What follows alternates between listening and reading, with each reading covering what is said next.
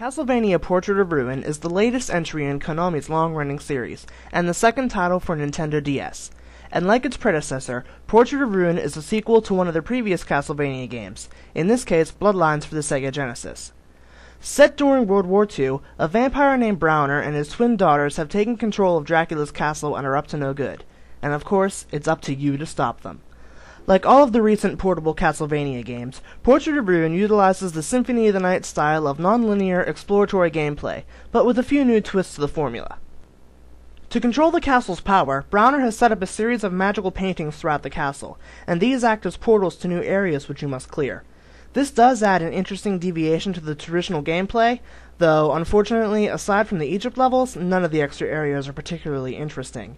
And they're all repeated twice, just with different color palettes and slightly different layouts. So the game does lose some points for that, though fortunately this is its only downside.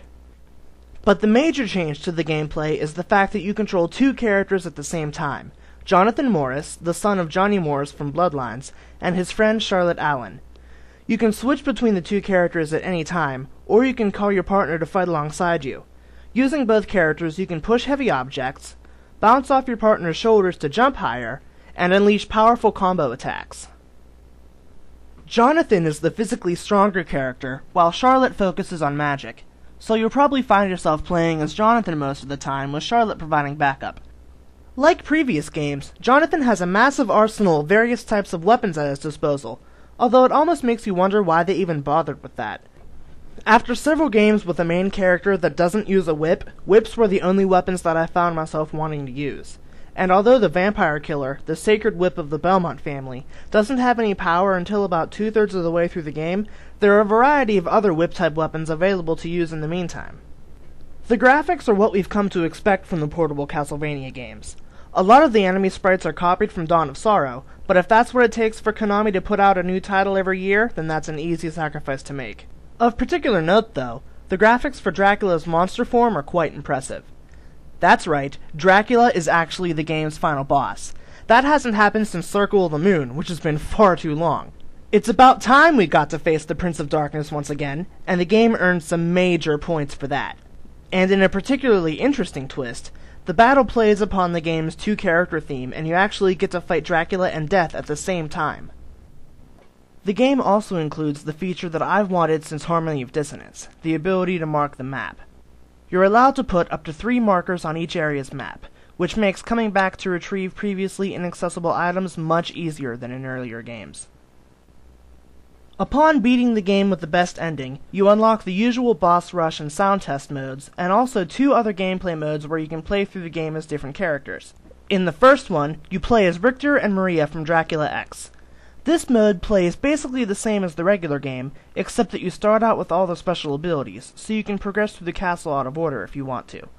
Also, you can't equip armor or use items, which makes the game significantly more difficult since the only way to heal yourself is at a save point.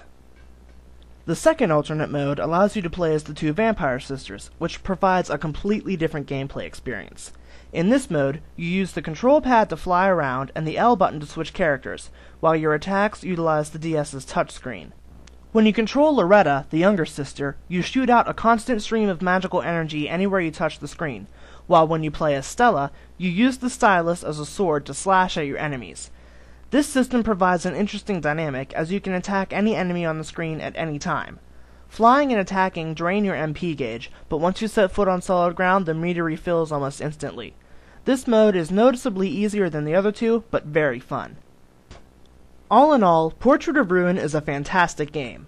While the extra areas do leave something to be desired, the superb gameplay, interesting plot, fine graphics, and multiple modes of play more than make up for that. And the fact that it ties in with one of the classic games, features a whip-wielding main character, and finally brings back Dracula as the ultimate boss are all major checks in the plus column. Overall, I'd say it's definitely the best portable Castlevania title yet, and I can't wait to see what Konami has in store for us next.